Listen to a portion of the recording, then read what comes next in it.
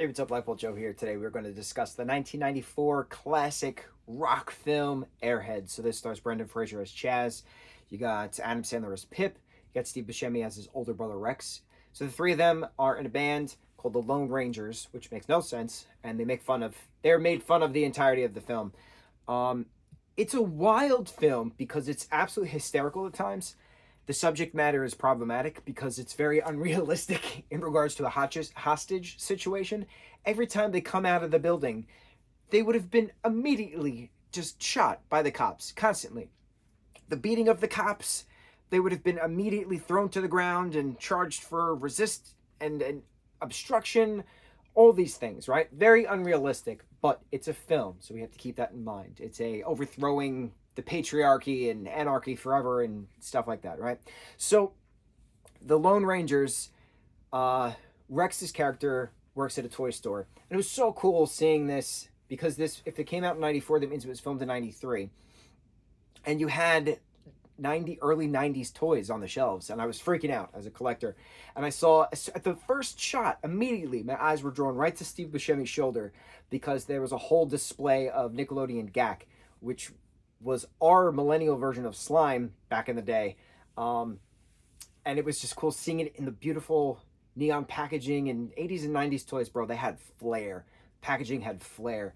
Not so much anymore, but it was interesting. So it was my first thought. So Rex has taken and collected these not discontinued toys that are not being sold anymore because they look too realistic to guns, and the kids can't go around with fake toy guns that look like guns, right? Problematic, as we've experienced with different news iterations since then. So he takes these squirt guns, which look like real Uzis, and he fills them with Tabasco sauce to use as weaponry, right? So the three of them have their demo tape. Their objective is to have it played on this local radio station. And so they go take everybody hostage with their toy guns. But the tape that they have can't be played because it's too old of a tape. And then the radio station can only play cassettes and CDs. So now it's a matter of getting the duplicate cassette of Chaz's girlfriend Kayla, on and off girlfriend Kayla. But it's just the chaos going around Los Angeles of getting there, and there's a riot now in front of this station because there's now fans for the Lone Rangers, even though they haven't really heard any music.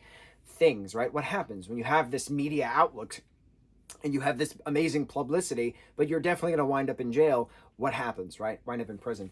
So it's a lot of back and forth. What do you do in a hostage situation, but in a comedic sense? So if this was more on a drama horror side, it would make a ton of sense. Then the fact that it's a comedy film also is entertaining because it also works as a comedy film. Very unrealistic in regards to how the hostage situation is handled, but on a whole, getting your voice heard. What would you do to get your voice heard? Very, I can't even say inspiring because it's not something to inspire to in regards to holding up a radio station with fake toy guns filled with Tabasco sauce. So it was entertaining. Certain conversations, certain slang terms, certain slurs we do not say anymore. So that was a little cringe. For a time period piece, though, in regards to pop culture, in regards to references, in regards to the technology, in regards to the fashion, on point. Beautiful, wonderful visual aesthetic of pure grunge 90s.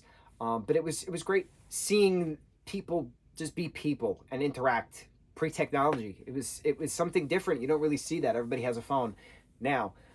Didn't have phones back then. Didn't have mass-produced constantly on your phone back then.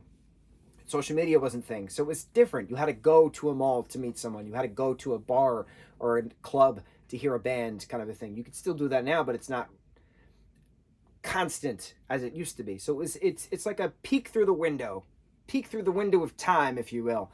I love this film. It's been very entertaining. All the three main actors are super, super young. Obviously, this was 93. It was filmed. 94, it came out. But man, how far everybody has come and gone since then. It's pretty neat. Brendan Fraser just won an Academy Award, and it's cool. It's cool seeing that. It's cool watching people grow as actors. It's cool watching people grow as humans. And this film is a great rock film. It's a great rock film. It immediately reminded me of Empire Records. I've seen bits and pieces of this. I've never seen the entirety of this. So to finally sit down and watch the entirety of this from beginning to end, awesome. And Empire Records came out in 95, so it's rock film to rock film, 94 to 95. Wonderful, wonderful, wonderful, wonderful. Airheads, on to the next review. Which mahalo.